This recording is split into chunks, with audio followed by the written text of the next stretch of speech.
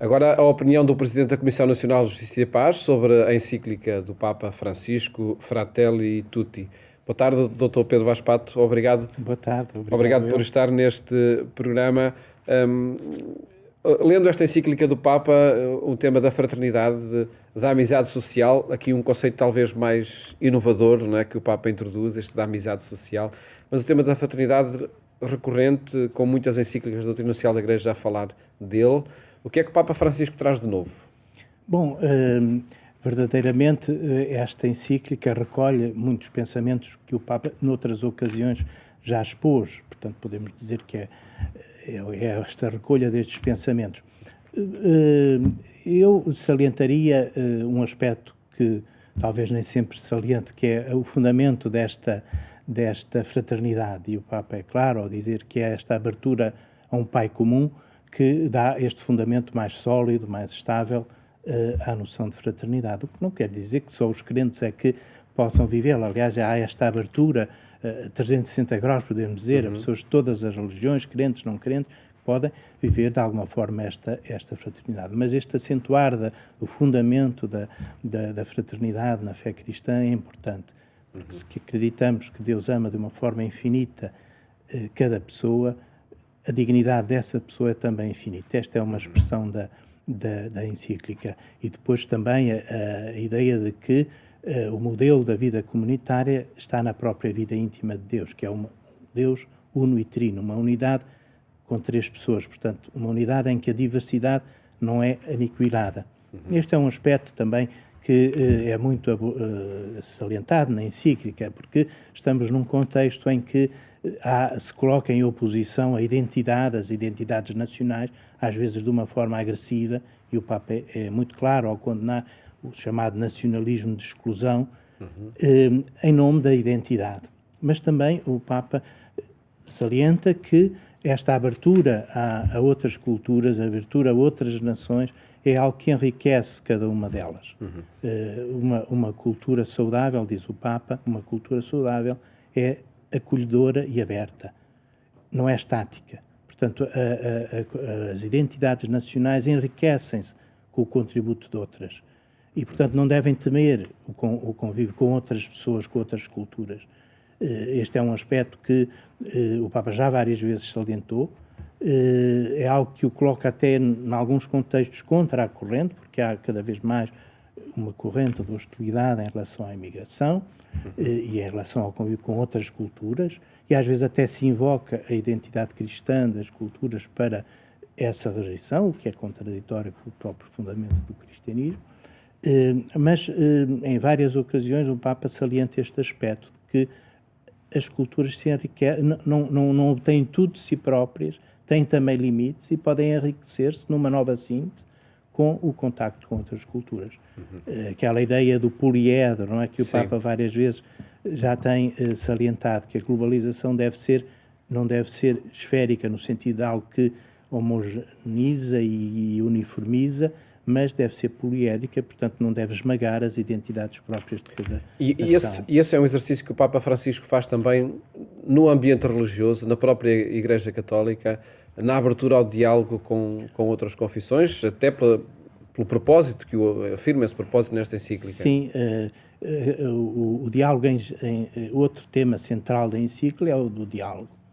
E o diálogo supõe, o diálogo não é como às vezes se confunde com monólogos, não é?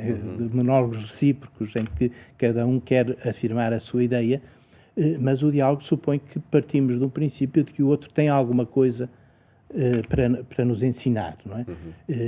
O outro é sempre útil, é sempre...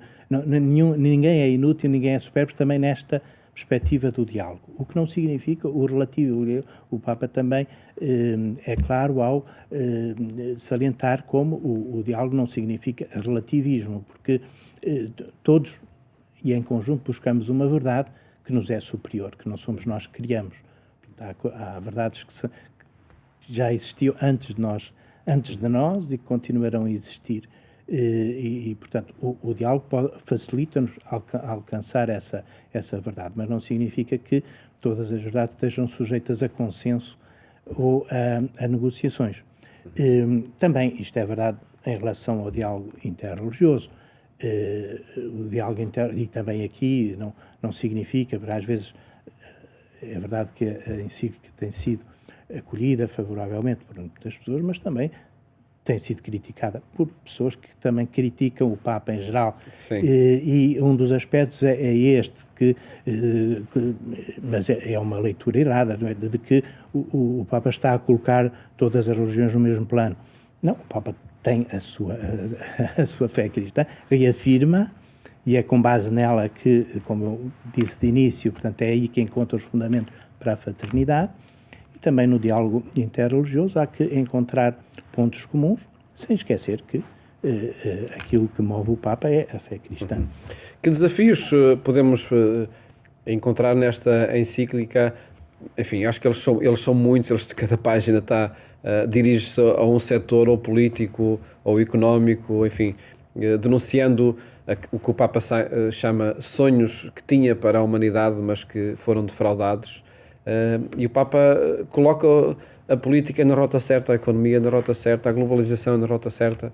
Sim, o Papa analisa em relação a esses âmbitos aquilo que nós podemos considerar que sejam implicações desta visão de fraternidade universal nestes vários âmbitos. Em relação à política, podemos dizer que o Papa enaltece, como já fez de outras vezes e como já fizeram outros Papas, a missão da política nesta perspectiva da amizade social, na perspectiva da dimensão social e política da caridade. E tem exemplos, por exemplo, acho que é significativo quando ele diz que é a caridade acompanhar uma pessoa que sofre e é a caridade também lutar para mudar as condições sociais que estão na origem desse sofrimento.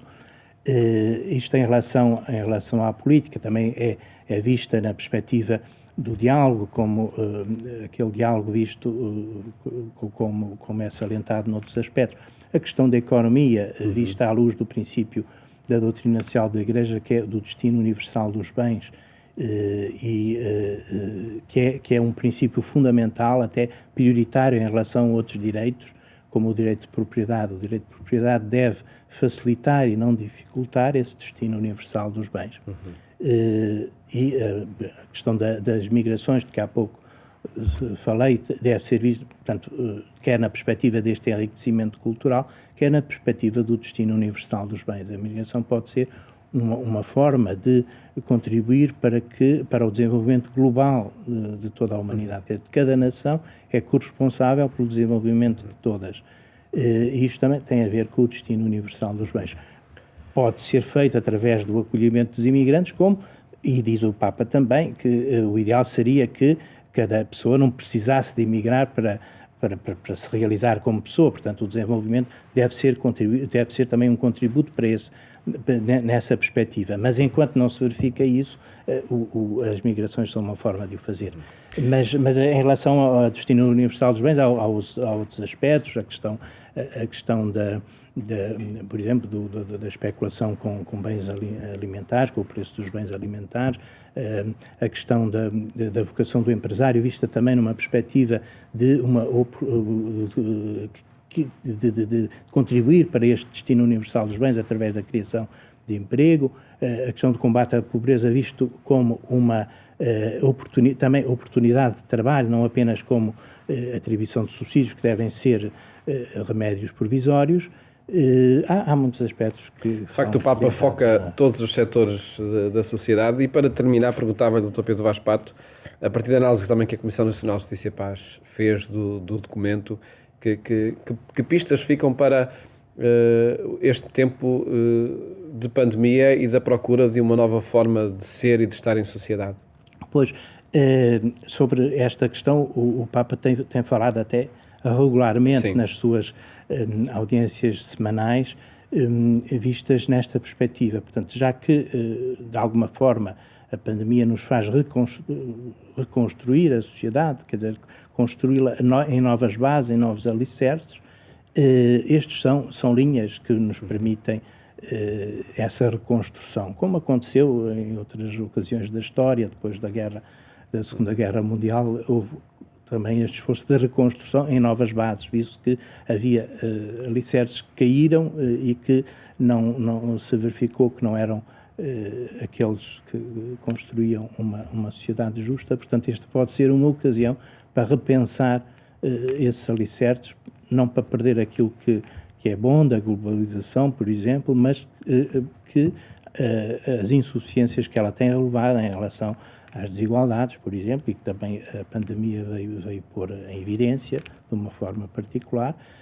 que se aproveita esta reconstrução para corrigir esses aspectos.